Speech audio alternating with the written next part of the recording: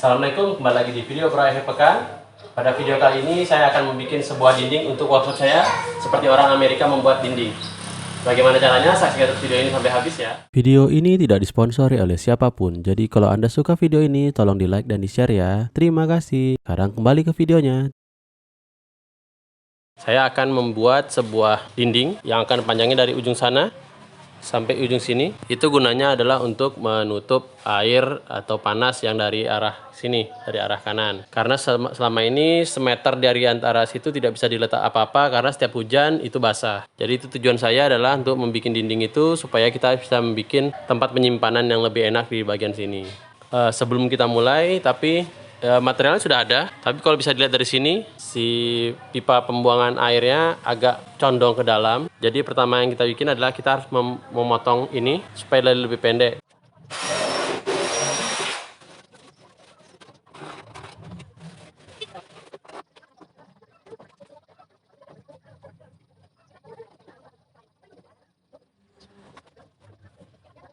Satu udah selesai, sekarang kita lanjutkan dengan yang ini. A few moments later. Ya, karena ini tadi susah untuk dibuka, jadinya saya beli aja soket 3 inci ya. Jadi sekarang saya akan trim ini untuk masuknya supaya pas, supaya tidak terlalu jauh keluar. Karena kalau dia keluar seperti tadi, karena dindingnya akan di sini ya, sampai atas, jadi dia nggak boleh sampai menusuk ke arah dinding. Tadi kan ke arah dinding, dia akan menghalangi nanti pembuatan dinding yang akan kita buat. Sekarang saya akan trim dulu, baru kita akan mengelemnya lagi dan memasangnya kembali.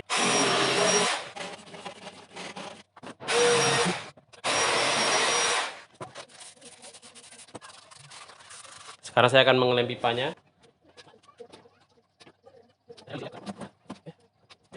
Ya, sekarang kita akan pasang lagi di atas.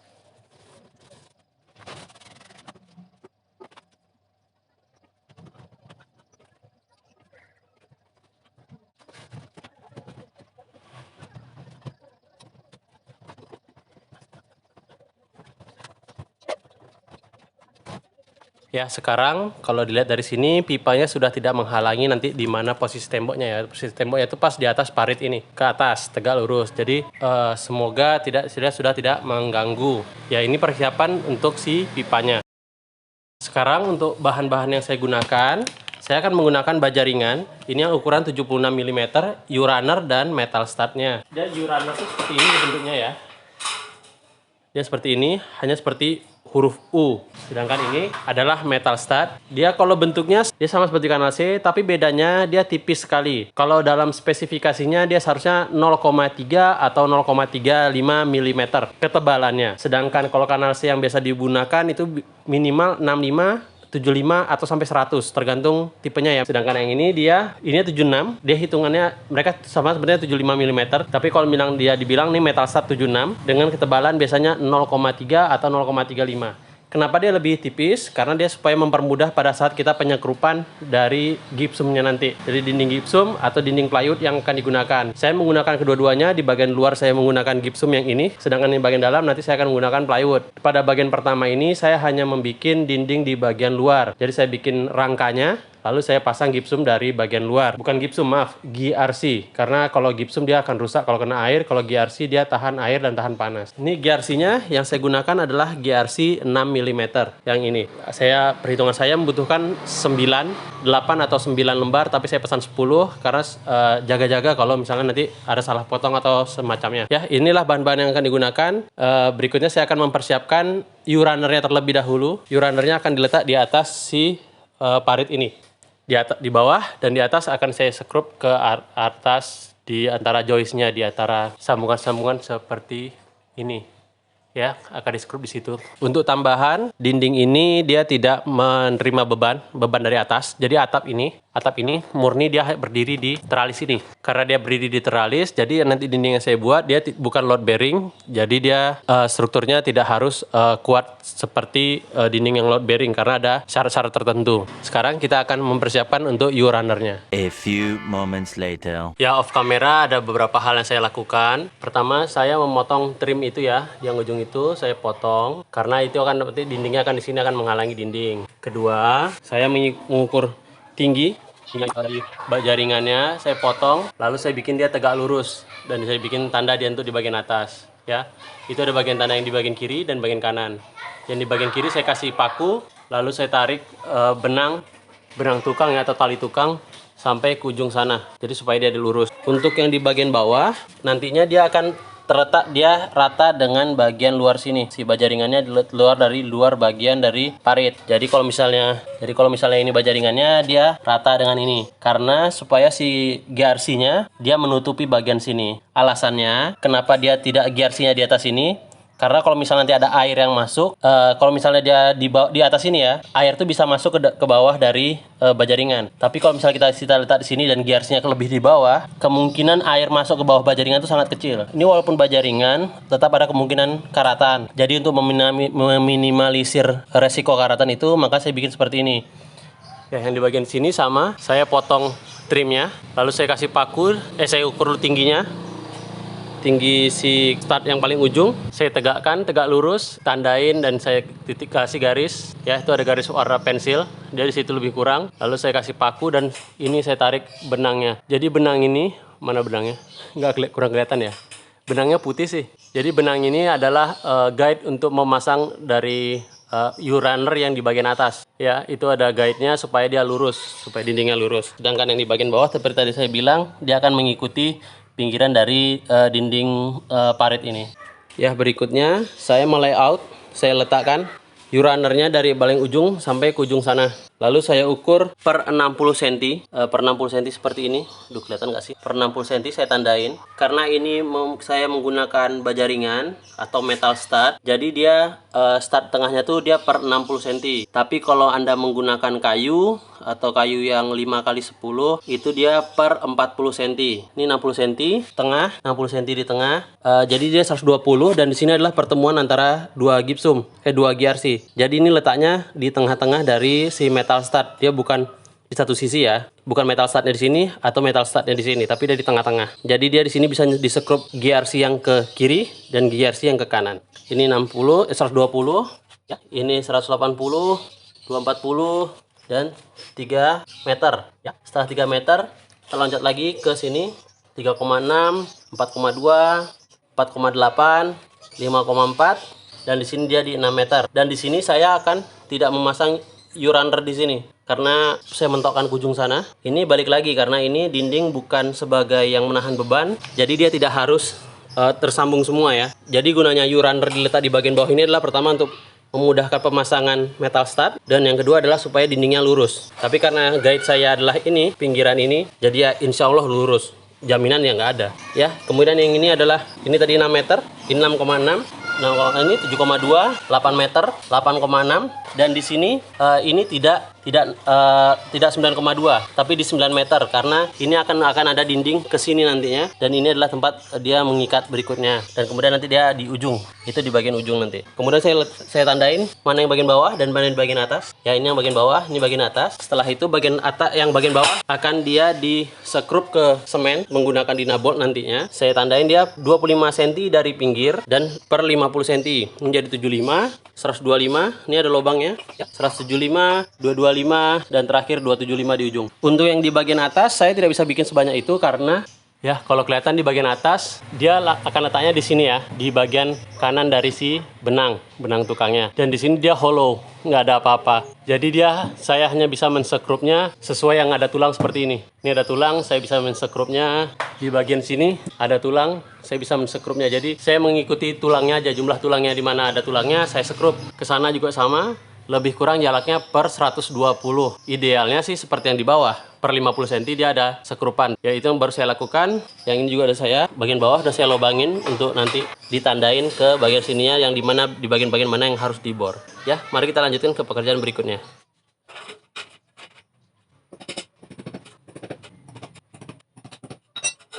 Setelah ditandain, kita bor dengan ukuran 8 mm karena saya menggunakan dinabolt yang 8 mm. Kita bor dulu di titik-titik yang sudah ditandain tadi.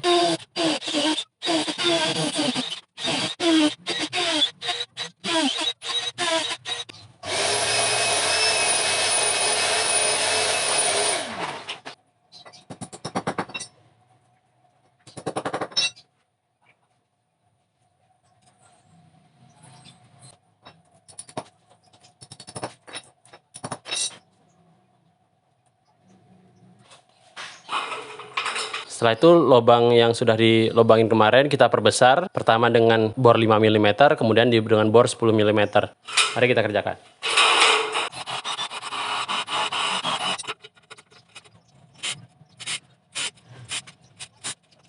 Ya, begini dia hasilnya. Satu batang sudah selesai, kita lanjutkan ke yang dua lagi.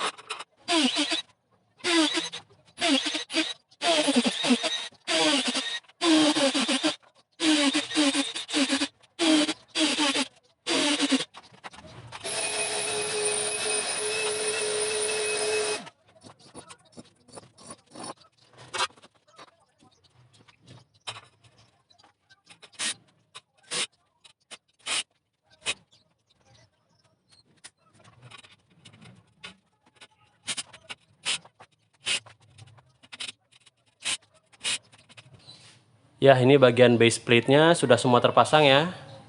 Dari ujung sampai ujung. Ya, sekarang base plate-nya sudah. Kita akan berikutnya akan memasang top plate atau U-runner yang di bagian atas yang mengikuti tali yang sudah kita bikin kemarin. Ini akan agak susah karena saya mengerjanya sendirian.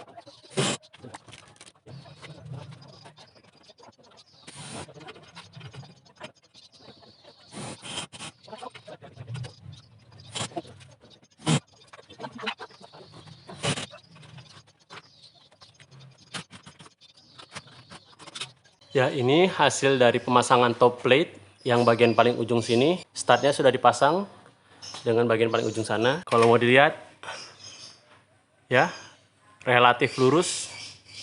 Ya, dia agak bengkok-bengkok karena si top plate-nya itu juga memang agak bengkok, keluar bengkok ke dalam gitu ya. Tapi lebih kurang nanti dindingnya insya Allah akan lurus. Top plate sudah terpasang, bottom plate sudah terpasang. Berikutnya kita akan memotong studs-nya atau yang bagian vertikalnya di bagian yang seharusnya, karena dia yang atas lebih kurang lurus datar, tapi yang di bagian bawah dia ada slope ke bawah. Contohnya saja yang ini saya potong 25,8 lebih kurang, sedangkan yang paling ujung sana itu 26,8. Jadi di antara span lebih kurang 9 meter, dia ada penurunan lebih kurang 10 cm. Jadi kita harus mengukurnya satu persatu, lalu memotongnya satu persatu. Nggak bisa dibikin sama, misalnya semuanya 2,6 meter dipotong, ya nggak bisa, karena ini ada perbedaan ketinggian. Ya, sekarang kita akan memotong itu.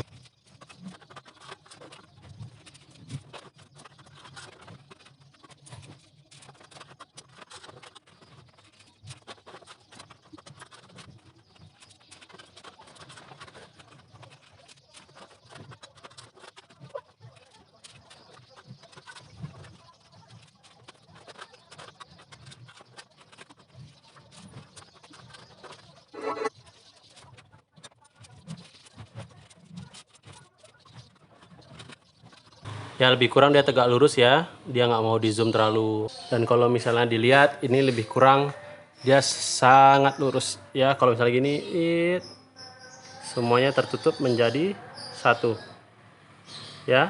Jadi insya Allah dindingnya akan lurus. Ini belum disekrup karena seperti bisa dilihat di sebelah sini ada teralis. Jadi saya tidak bisa memasangnya dari sebelah, mengangkat GRC dari sebelah dan memasangnya dari sana. Jadi cara pemasangan GRC-nya saya harus bikin per sesi. Jadi yang ini dilepas dulu, satu yang ini di tengah dilepas dulu. Kita masukkan GRC-nya dari sini samping ke sana, disekrup yang mana bisa disekrup karena kemungkinan besar bagian bawah agak susah, terhalang ini, terlalu dekat dengan tembok. Sebisa mungkin disekrup yang bagian-bagian yang bisa disekrup. Kemudian kita pasang lagi yang ini, lepas yang ini, masukin lagi GRC-nya. Jadi dia pasang per sesi sedikit demi sedikit sampai dia ke paling ujung.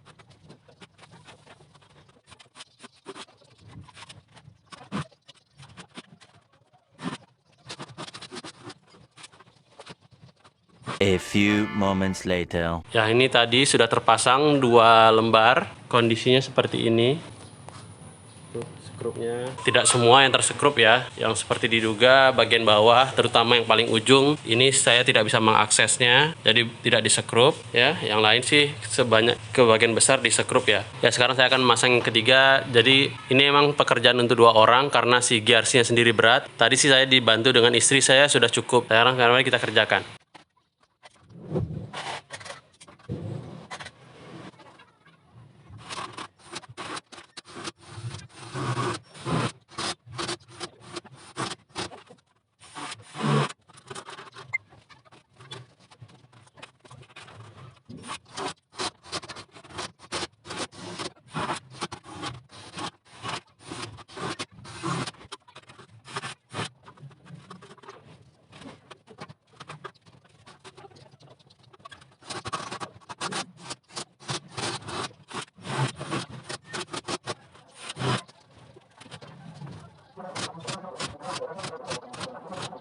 The next morning. Ini lebih kurang hasil kerjanya kemarin. Sudah sampai dipasang, lebih kurang ada 6 panel yang sudah dipasang.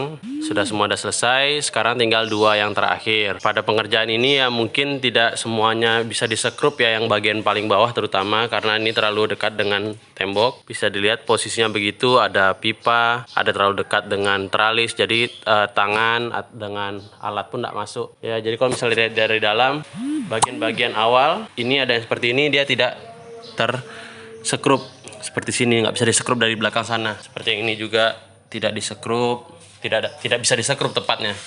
Ini juga, tapi lebih kurang dia sih kokoh sih.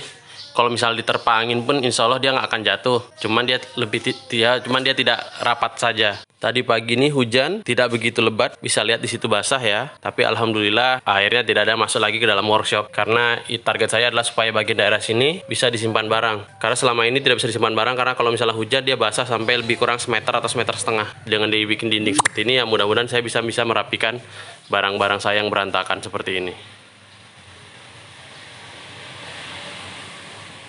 Oke, lanjut ke pengerjaan.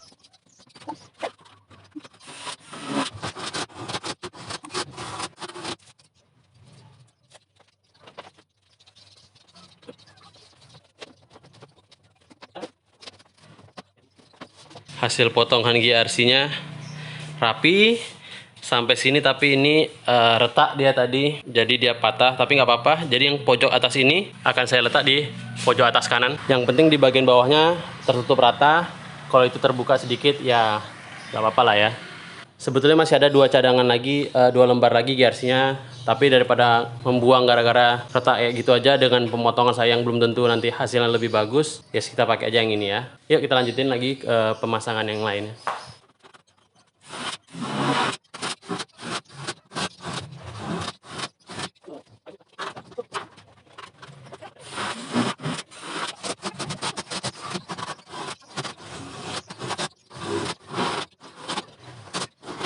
Ya, alhamdulillah selesai juga akhirnya dindingnya jadi. Yang di bagian atas itu sengaja tidak saya tutup. Alasan utamanya karena untuk pencahayaan. Ini sudah ditutup seperti ini aja.